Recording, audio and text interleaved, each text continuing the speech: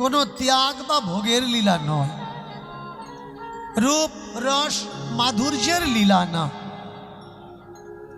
আমরা প্রত্যেকেই সাংসারিক মানুষ, আর আজকের এই কীর্তনটা কোনো আশ্রম মঠ বা মন্দিরে হচ্ছে না, সংসারেই হচ্ছে। তাই সংসারে থেকে কিভাবে মুক্তি পাওয়া যায়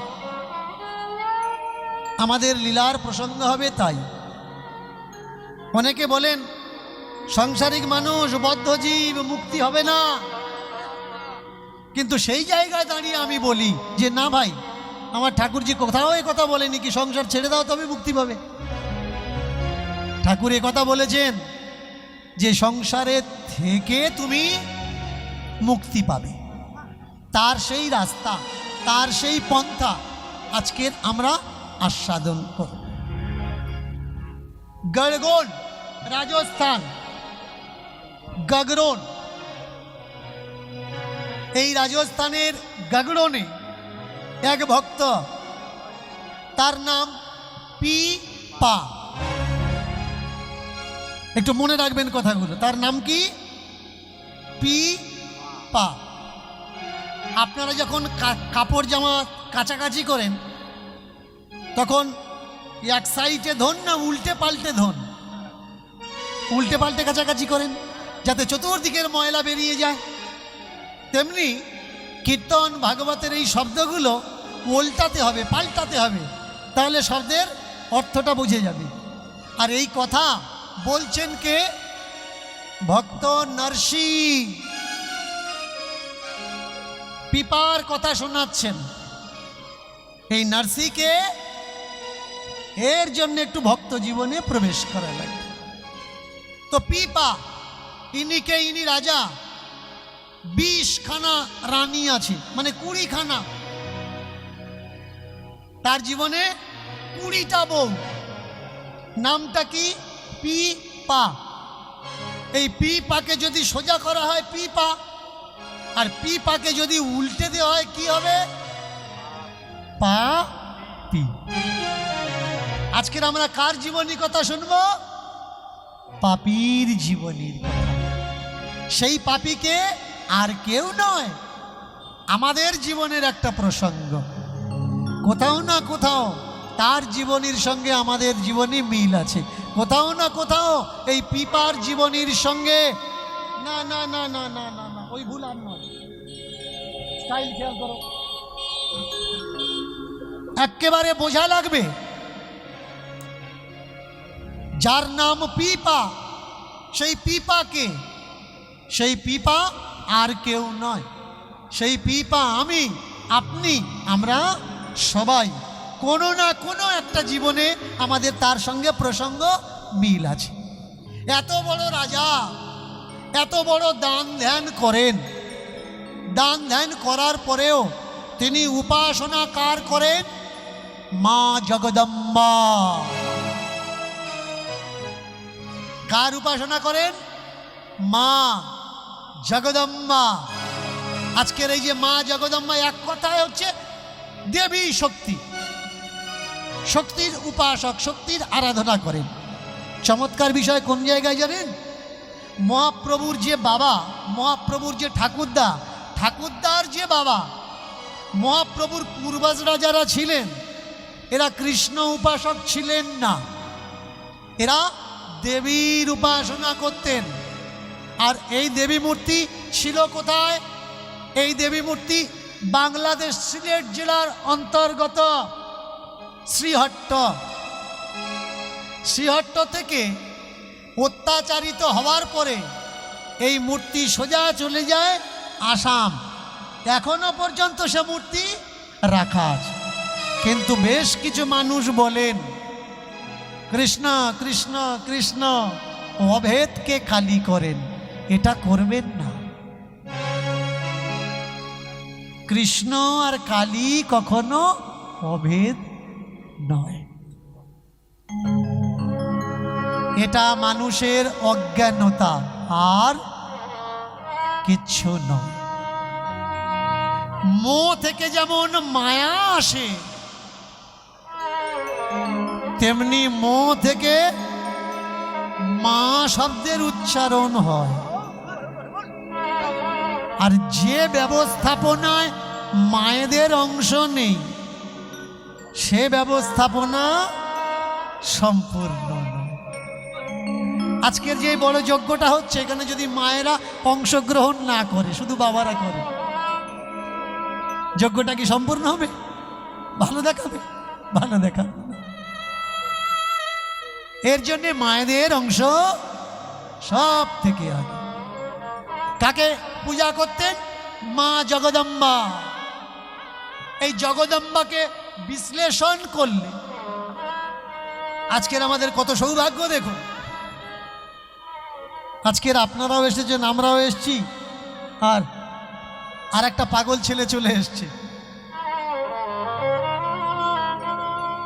এর পরিচয় আপনারা সবাই জানেন, অনেকে চেনেন বা অনেকে চেনেন না। এটাই তো আমাদের সৌভাগ্য, এটাই আনন্দের বিষয়। আমায় অনেকে বলছিল যে বাবা এটা আমরা মেলা নাম দিয়েছিলাম, মেলা। তাই মেলা শব্দটা নাকি অনেকে মনে কষ্ট দিয়েছে যে মেলা নাম দিচ্ছিস কেন।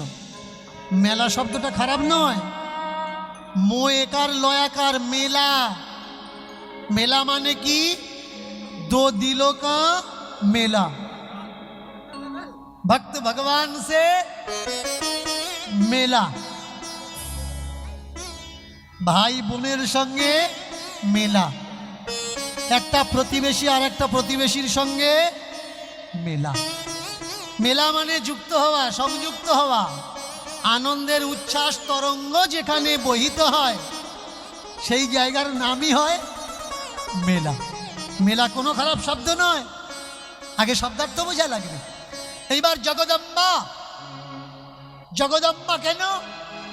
জগৎ যুক্ত অম্বা, জগৎ যুক্ত অম্বা জগদম্বা, জগৎ যুক্ত মা, জগৎ মা। তিনি কে? ইনি জগৎ সৃষ্টিকারিণী। সেই জগদম্বার পূজা করেন। আর জগদম্বার পূজা করতে করতে মন্দিরে ঢুকে মায়ের সামনে প্রার্থনা করে মাকে বলেন যে মা, একটু জোরে দাও, মা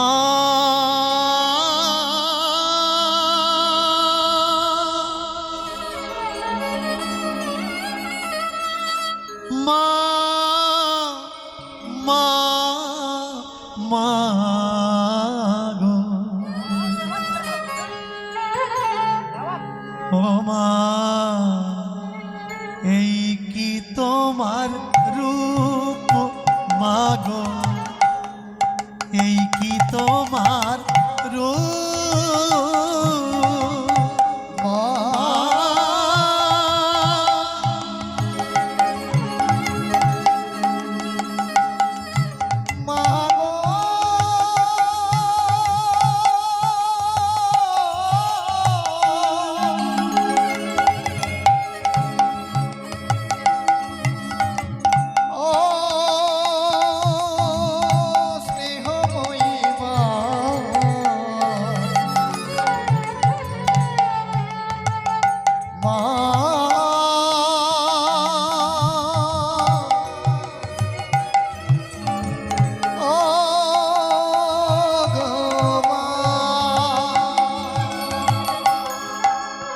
এই কি তোমার রূপ মাগো, এই কি তোমার রূপ, এই কি তোমার রূপ মাগো, এই কি তোমার রূপ। কেন পায়ের নিচে রাখো শিবে মা, কেন পায়ের নিচে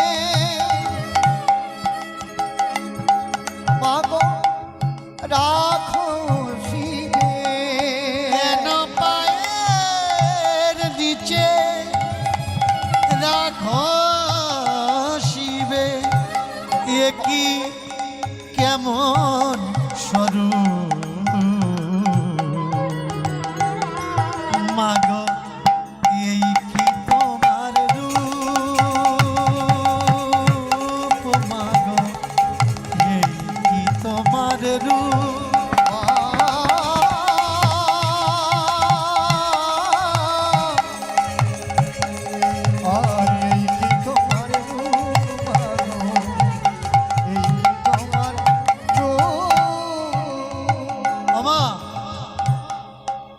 এটা তোমার কেমন রূপ যে পায়ের নিচে তুমি শিবকে রেখেছ। তত্ত্ব বললে শোনো, এই যে পায়ের নিচে শিব নয় তাহলে কি ওটা মায়ের বর না? কি মা, পায়ের নিচে কি মায়ের বর? তো বললে না না, ওটা মায়ের বর না, একাদশ রুদ্রের এক রুদ্র, ওটাকে মহাকাল। কাল মানে সময়। মা তার পায়ের নিচে যাকে দাবিয়ে রেখেছে সেটাকে সময়। সময়কে ধরতে পেরেছে আজ পর্যন্ত এমন কোনো দেবদেবী নেই, কিন্তু মা দেখালেন যে দেখো আমার পায়ের নিচে সময়কে আমি দাবিয়ে রেখেছি। শুধু দাবি না, দাবিয়েও না, যতক্ষণ উঠতে না দেব, আমার ইচ্ছা আমার মর্জি, আমি ছাড়বো তাইও যাবে। যারা ডাকে মামা বলে,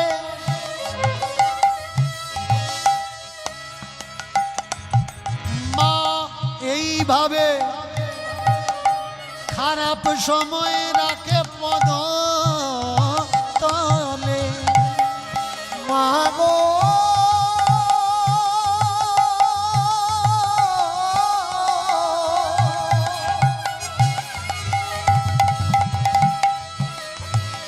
ও মা গো,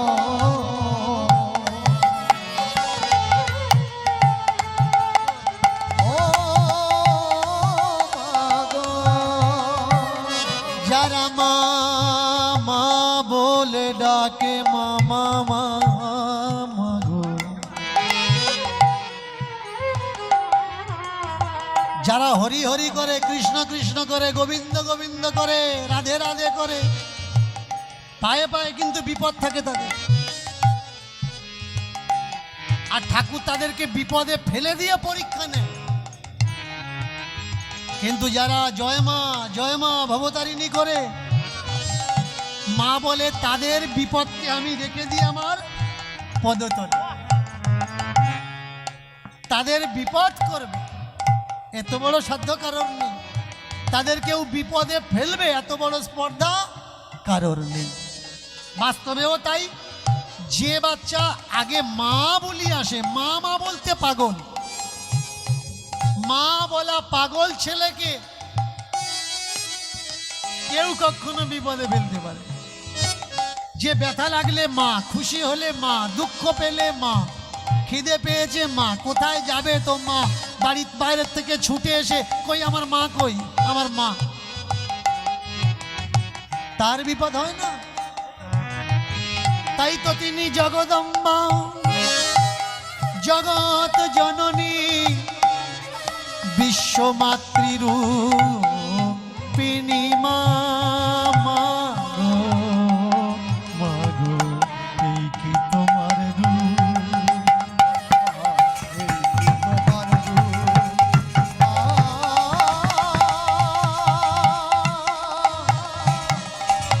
মাগো এই কি তোমার রূপ, এই কি তোমার রূপ মা।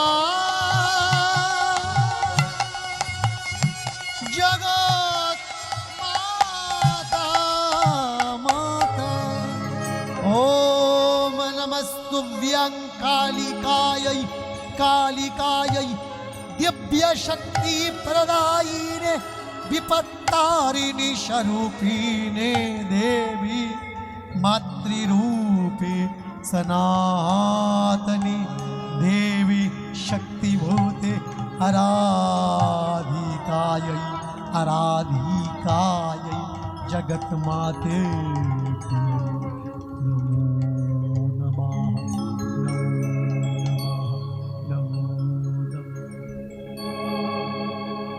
মায়ের উপাসনা করতে করতে দিন চলে যায়।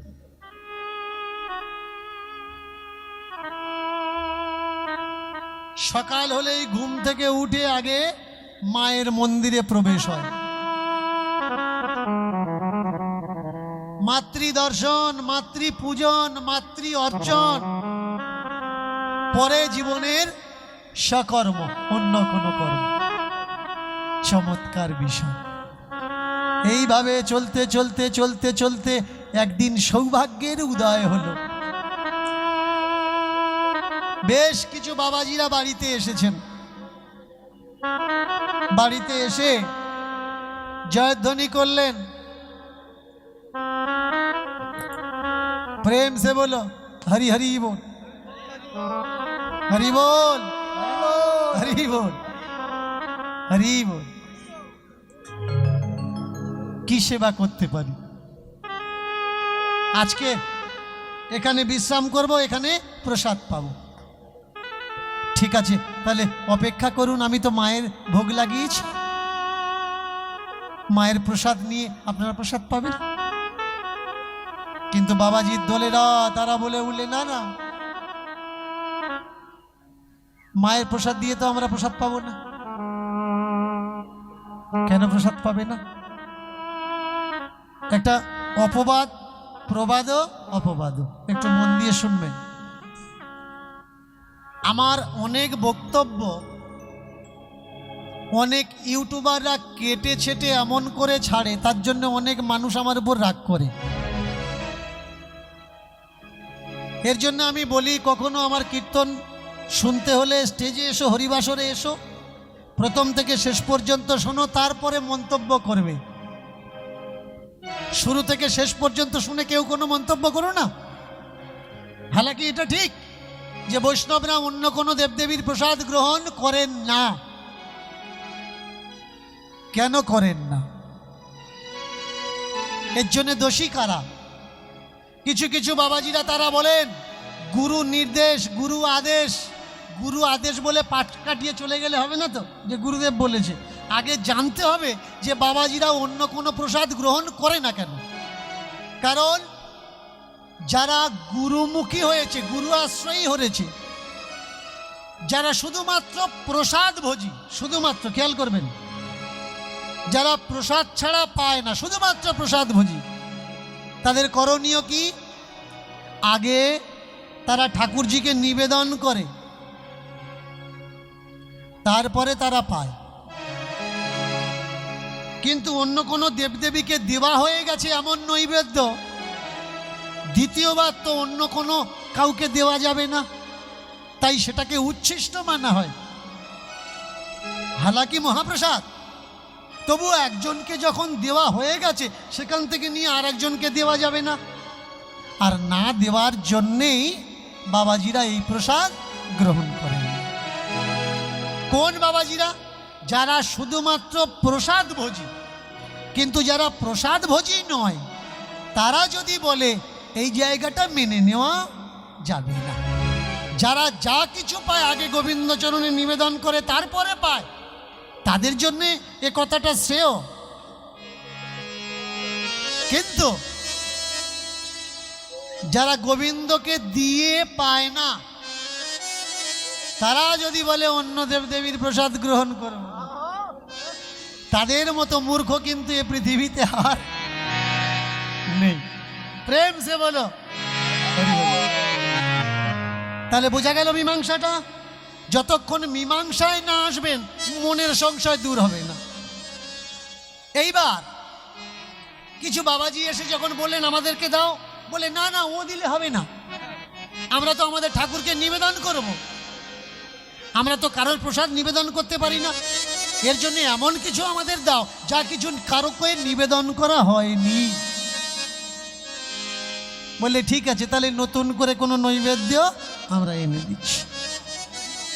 ফল ফুলাদি মূল অন্নাদি মিষ্টান্ন একেবারে পসরা সাজিয়ে তুলে দিয়েছে। বাবাজিরা করেছে কি, এই বাবাজিরা যদি কারোর বাড়িতে ঢোকে জানবেন তার বাড়ি সর্বনাশ অনিবার্যই হবে। এর জন্য বাবাজির থেকে সাবধান। কত বড় সর্বনাশ আজকের মন দিয়ে শুনুন। বাবাজিরা এসেছে, যা কিছু পেয়েছে ঠাকুরকে উৎসর্গ করেছে, উৎসর্গ করে ঠাকুরের কাছে প্রার্থনা করছে, ঠাকুর গো আজকের দেওয়া নৈবেদ্য এ আমাদের নয়, পিপাজি রাজা পিপাজির দেওয়া নৈবেদ্য। আপনি কৃপা করে, আপনি করুণা করে পিপাজিকে মুক্তি প্রদান করুন, পিপাজিকে মুক্তি প্রদান করুন, পিপাজিকে মুক্তি প্রদান। সর্বনাশ কোন জায়গায় হলো? বাবাজিরা সর্বনাশ করলো এই জায়গায়। যিনি শক্তির আরাধনা করছিলেন এতদিন, ঠাকুরজির কাছে বাবাজিরা প্রার্থনা করলেন পিপাজির মুক্তি দিন, শক্তি নয় মুক্তি দিন। তো বেশ কয়েকদিন কেটে গেল, পিপাজি রাত্রিতে খাওয়া দাওয়া করে শুয়ে পড়েছেন, স্বপ্ন দেখছেন কারা যেন তাড়া করছে, মারবে বলে তাড়া করছে। যেখানে গিয়ে লুকাচ্ছে তারা সেখানে চলে যাচ্ছে, কারোর হাত থেকে নিস্তার নেই। ছুটতে ছুটতে ছুটতে ছুটতে ছুটতে ছুটতে যেখানে যায় সেখানে সে রক্ষা পায় না। এমন সময় ঘুমের ঘোরে ঘুমন্ত অবস্থায় ছুটে গিয়ে দাঁড়িয়েছেন মায়ের মন্দিরে।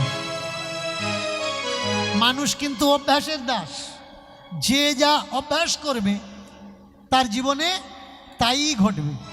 প্রত্যেক দিন সকালবেলা ঘুম থেকে ওঠার আগে, ঘোটার পরে কোথায় যায়? মায়ের মন্দিরে যায়, প্রণাম করে, স্নান করে, আবার মন্দিরে ঢোকে পূজা অর্চনা করে। আজকের তার ঘুম এখনো শেষ হয়নি, কিন্তু ভয় পেয়ে আঁতকে উঠে দু চোখে ঘুমের ঘোর আছে, সেই অবস্থায় ছুটে চললেন মায়ের মন্দিরে। মায়ের পায়ে একেবারে ধপাস করেছে, পড়ে মাকে বলছে, মা গো উপায় কি মা বল আমায়, উপায় কি মা বল আমার, এটা কি মা বল আমার, এটা কি মা বল, এটা কি মা বল আমার, এটা কি মা বল। মা গো ও মা, ও মা, মা গো ও মা, মা গো ও মা, উপায় কি মা বল, মা গো উপায় কি মা বল, মা গো মা,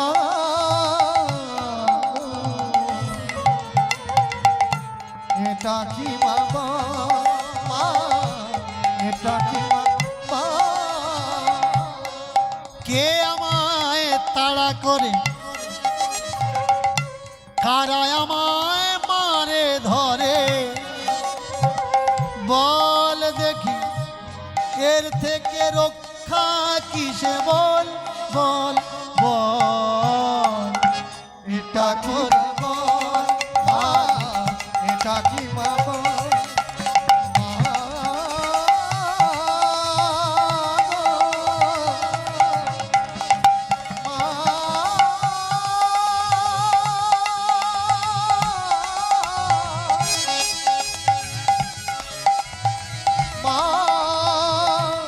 মা গো ও মা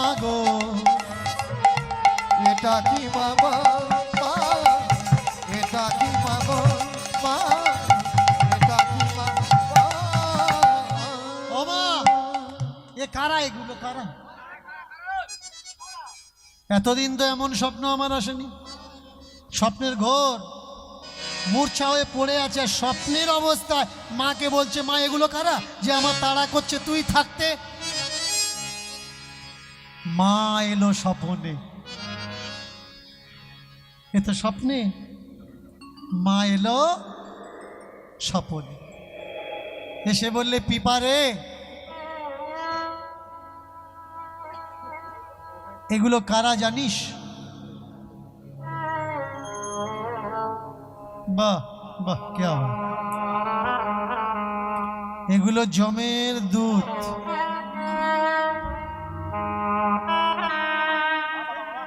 এগুলো বলে জম দুধ।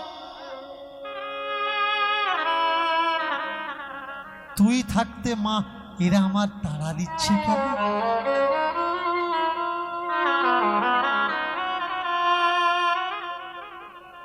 আমাকে তুমি মুক্তি দাও মা এদের থেকে।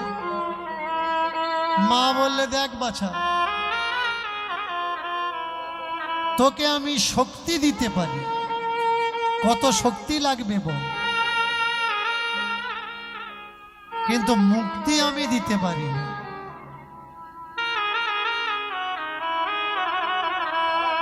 তাহলে মুক্তি কে দিতে পারে?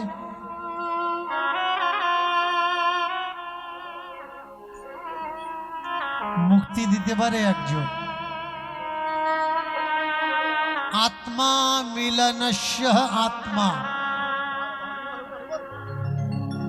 স্বস্থানে ফিরে যাওয়ার পথ যিনি দেখাতে পারে, তিনিই দিতে পারে মুক্তি। পুকুর থেকে এক গ্লাস জল তুলে রেখে দিয়েছেন, ওই এক গ্লাস জল যতক্ষণ পুকুরে ফিরে না যাচ্ছে ততক্ষণ জলটা বদ্ধ, মুক্ত নয়। জল মুক্ত কোথায়? যেখানে জল নিজের স্বাধীনতা পায়। জল বদ্ধ কোথায়? যেখানে সে তার স্বাধীনতা পায় না, সেখানেই সে বদ্ধ। তাহলে মা আমায় মুক্তি কে দেবে বল? মুক্তি তো একমাত্র গোবিন্দ দিতে পারে। মুক্তি গোবিন্দ ছাড়া আর কেউ দিতে পারে? মামা তাহলে গোবিন্দ কোথায় বলে? বলো গোবিন্দ কোথায়? ও আমি কি করে বলবো গোবিন্দ কোথায়? একমাত্র গুরু বলতে পারে। খেয়াল করা লাগবে, গোবিন্দ কোথায়? গোবিন্দ নিজে বলছেন, আমি সর্বত্র বিরাজ করছি, সব জায়গায় আছি। কিন্তু সব জায়গায় আমরা পাচ্ছি কি? সব জায়গায় তিনি আছেন, কিন্তু পেতে গেলে আমাকে পাইয়ে দেবে কে? তিনি হচ্ছেন গুরু। ওমা তাহলে তুই আমাকে গুরু করে দে। গুরু কেউ কাউকে করে দিতে পারে না। গুরু দেখে নিতে হয়। আর গুরু কখনো করার জন্য বাড়ি ছাড়া লাগে না।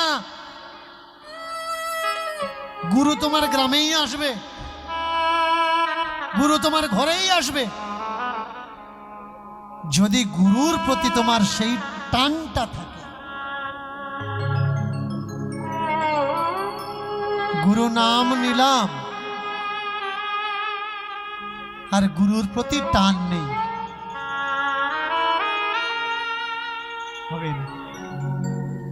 গুরু কি বাড়িতে শুধু নেওয়ার জন্য আসে? নেওয়ার জন্য আসে না, গুরু দেওয়ার জন্য আসে। যার বাড়িতে আসে সে তো নেয় না, তাকে নিতে হবে। গুরু কি খাওয়ার জন্য আসে? গুরু কি জীবনে খায়নি নাকি?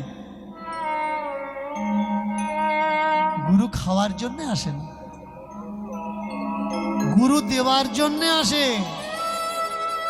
শুধু নেওয়ার পাত্রটা নেয় না, নিতে জানতে হবে। ওমা তাহলে অন্তত একটা সন্ধান আমায় বলে দে, বললে এই সময় কাশীতে রামানন্দ আচার্য অবস্থাপন করছেন, চলে যাও।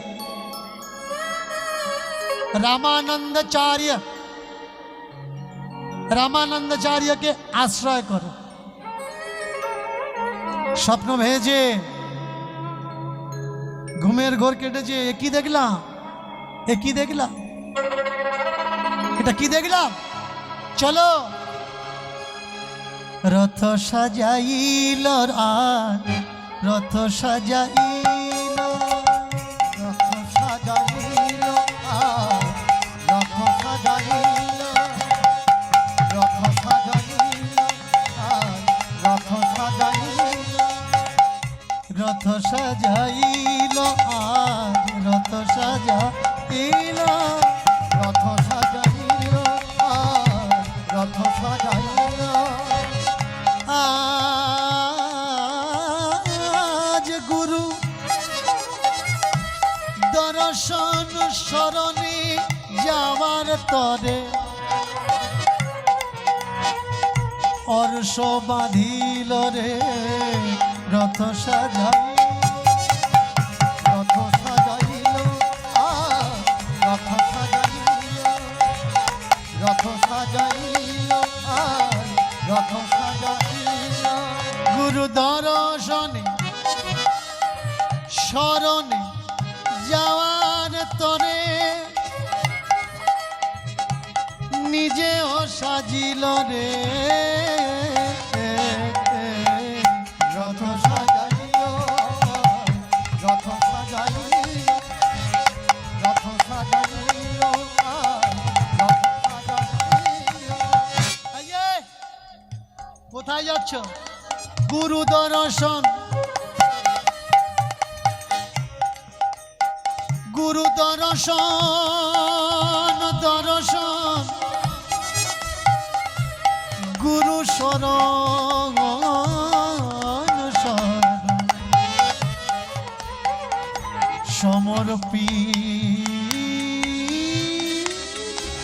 সমর্পিত হইল। রথ সাজাইল, হরি হরি বল, হরি রথ সাজাইল আর রথ সাজাইল, রথ সাজাইল আর রথ সাজাইল। কাশীধামে যাবে বলে রথখানা সাজিয়েছে। শুধু একা না, সসৈন্যে তীরন্দাজ, বল্লামবাজ, লাঠিয়াল তাদের সঙ্গে নিয়েছে। কেন? রাজা বলে কথা, তার আত্মরক্ষার সুরক্ষারও একটা ব্যাপার আছে। কোনো মন্ত্রী মিনিস্টার যদি কোথাও যায় তাহলে হঠাৎ করে একা একা যেতে পারে, তার সুরক্ষার ব্যবস্থা করতে হয়।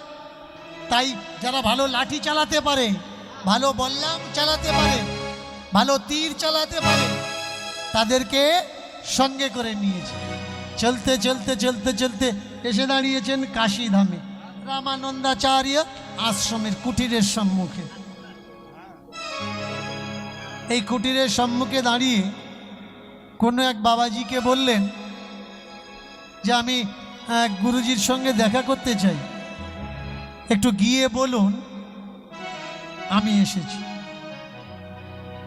যতক্ষণ তোমার ভিতরে তোমার পরিচয় থাকবে ততক্ষণ গুরু শরণে যাওয়া বেকার, বৃথা।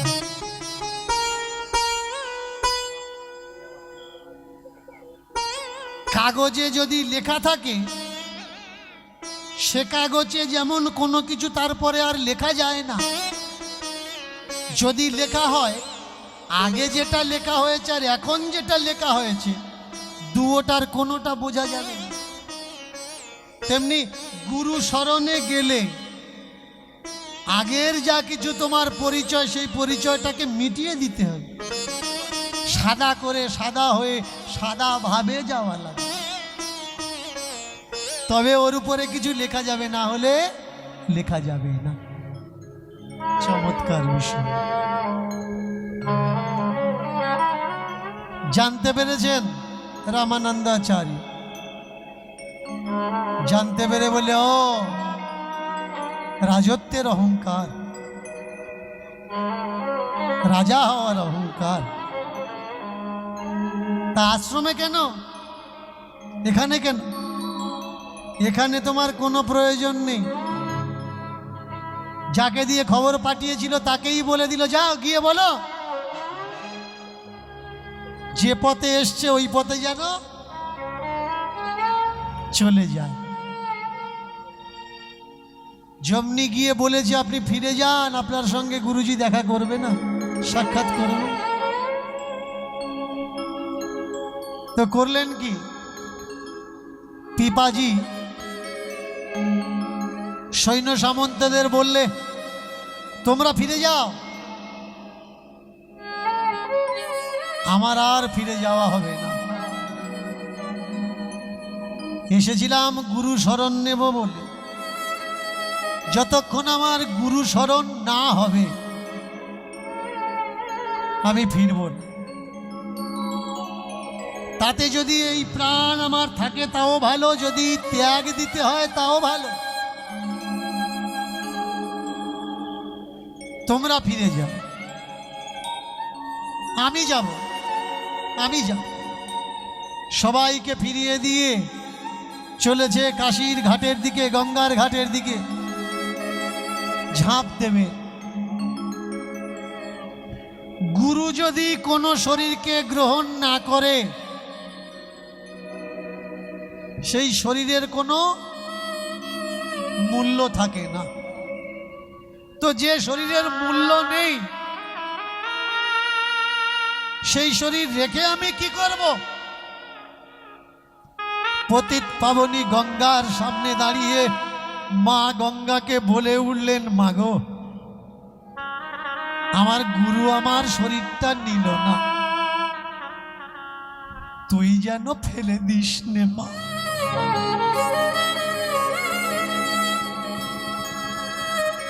আমার শরীরটা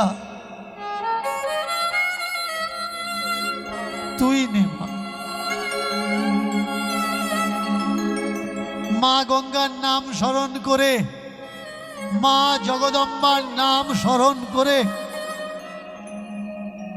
গঙ্গায় প্রাণ বিসর্জন দেওয়ার জন্য তৈরি হয়েছে। এবার ঝাঁপ দেবে, পিছন থেকে আটকে দিয়েছেন এক বাবাজি। কোথায় যাও হে? জানো না আত্মহত্যা করলে পাপ হয়? জানো কি? জানো না আত্মহত্যা করলে 14 পুরুষ প্রেত জনি প্রাপ্ত হয়, ঘুরতে হয়, গাছে পালায় বসবাস হয়, মানব জন্ম আর হয় না। কেন আত্মহত্যা করছো? বাবাজি আমাকে ছেড়ে দাও। গুরু যাকে শরণ দেয় না তার কি আর কোনো আশ্রয় আছে? তাই যতদিন গুরু আমায় শরণ না দেবে, আত্মহত্যা করলেও আমার করাই না। কে তোমার গুরু? কে? কাকে গুরু বানিয়েছে? যে শিষ্য মরছে অথচ সে জানে না? রামানন্দ আচার্য। আচ্ছা, উনি তো আমাকে পাঠিয়েছেন। প্রেম সে বলো হরি হরি বল। মিস্টেক হয়ে গেল। রামানন্দ আচার্য।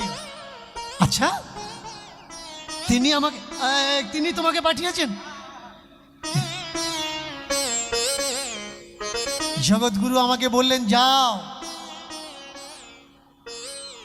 গিয়ে দেখবে গঙ্গার ঘাটে যে সুসাইড করার জন্য ব্যস্ত, আত্মহত্যা করার জন্য ব্যস্ত, ওকে ধরে আমার কাছে নিয়ে এসো।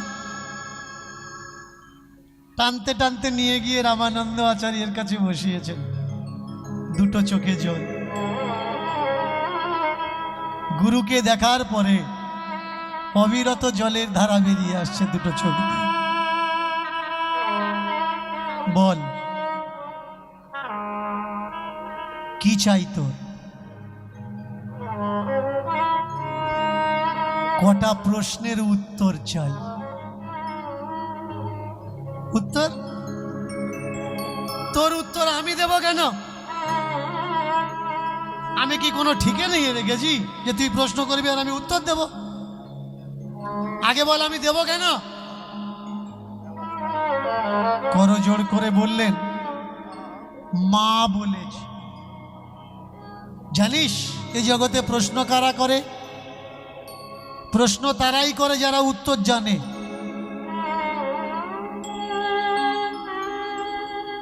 আমাদেরকে অনেকে জিজ্ঞাসা করে এইটা কি ওইটা কি। এটা কিন্তু সঠিক যে তারা প্রশ্নের উত্তর জানে, সে জিজ্ঞাসা করে দেখছে যে ইয়ে জানে কিনা। এই জগতে তারাই প্রশ্ন করে যারা উত্তর জানে। তুই কেন প্রশ্ন করছিস? তোর কি প্রশ্নের উত্তর দেওয়ার জন্য আমি ঠিকা নিয়ে রেখেছি যে আমি বাধ্যকতা নই যে উত্তর দেওয়াই লাগবে? না না, আমার মা বলেছে, আমার মা বলেছে যে গুরুই তোর উত্তর দিত। আচ্ছা, তাহলে তোর কাছে উত্তর নেই। যার কাছে উত্তর নেই সে যদি প্রশ্ন করে তার উত্তর শোনার আগ্রহ থাকে, আর যার কাছে প্রশ্নের উত্তর আছে প্রশ্ন করার পরে সে ব্যতিব্যস্ত থাকে আর যাওয়ার সময় বলে বলে যায় আমি জানতাম পারবে না, এ উত্তরটা আমার মনোপুত হলো না। আরে উত্তর কারণ মনোপুত হয় নাকি? কাউকে যদি জিজ্ঞাসা করা হয় যে লবণের স্বাদ কি, কেউ বলতে পারবে লবণের স্বাদ কি? কেউ বলবে খারাপ, কেউ বলবে নোনতা। নোনতা মানে কি ও বলতেই পারবে না। স্বাদ অনুভবের জিনিস, বলার জিনিস না। মুখে কারো ঝাল লেগেছে, আচ্ছা ঝাল কেমন? বলা যাবে না ঝাল কেমন। অনেকে বলে কেন তুই বলতে পারছিস না? তো লিখে তো দিতে পারিস, লিখে তো দিতে পারিস। হ্যাঁ ভাই লেখা যায়, তবে কিছু কিছু, সব কিছু নয়। কিছু কিছু জিনিস লিখে বোঝানো যায়, কিন্তু সব কিছু লিখে বোঝানো যায় না।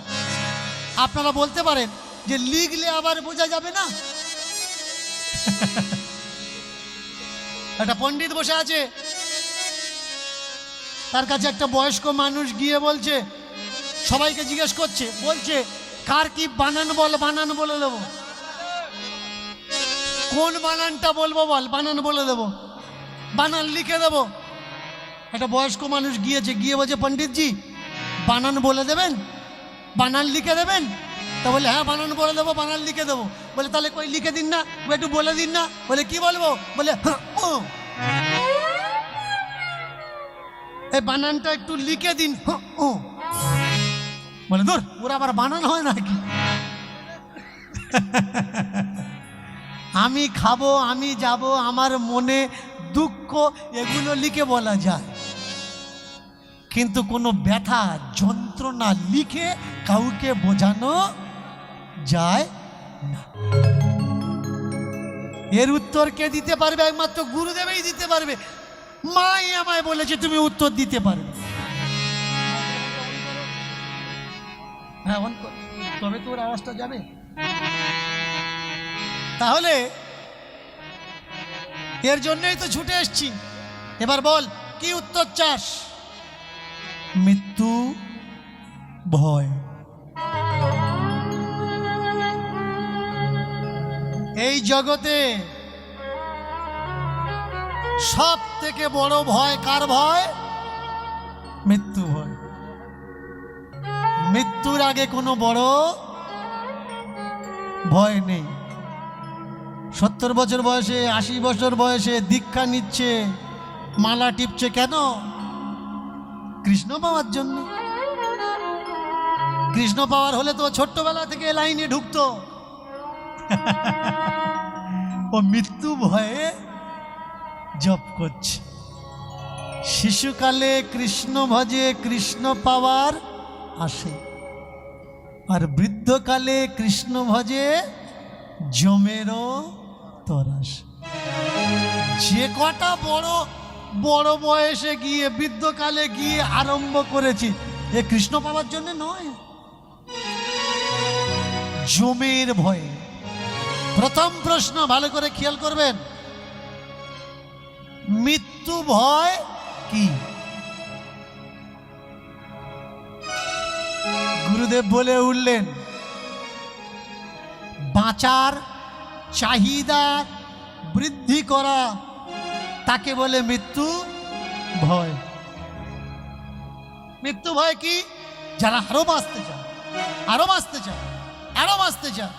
টিভিতে দেখবেন ক্রিম বিক্রি হয়, মুখে লাগান, জীবনে আপনার বয়স বাড়বে না, আর যদি বাড়ে কেউ বুঝতে পারবে না।